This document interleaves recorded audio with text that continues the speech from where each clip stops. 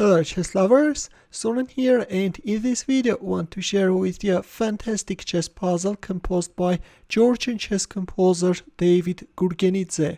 This was first published in 1973 and the task is to find the winning line for white. You can pause the video and try to find the solution. Ready?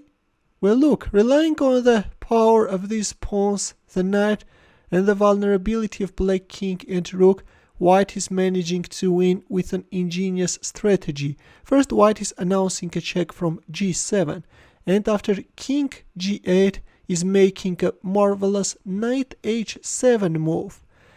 White is not only creating knight f6 mating threat, but also g takes f8 can be a nice threat. For example, if king takes h7, then this time g takes f8, queen is winning. But it turns out that in return black has a very powerful defensive resource and is bringing into life it by starting to harass white king with his rook. So we have a torpedo rook which is starting to chase white king. The whole idea of rook a5 check is that now if king takes a5, then black is moving away his rook from f8 with a tempo, is announcing a check, and then can simply munch white knight and the game is over. That's why white is not accepting the rook sacrifice, is playing king b4, but meanwhile black rook keeps on harassing white king. Rook a2 check, king c1, rook takes c2 check, king b1. So white managed to lure away black rook from the a file, and now once black rook is on the c file, white is managing to win. Rook c1 check, king b2, rook c2 check, king b3, rook c3 check. Yes, black is keeping his rook on the c file all the time, maintaining the opportunity of switching his second rook into the game with the check in case white accepts the sacrifice.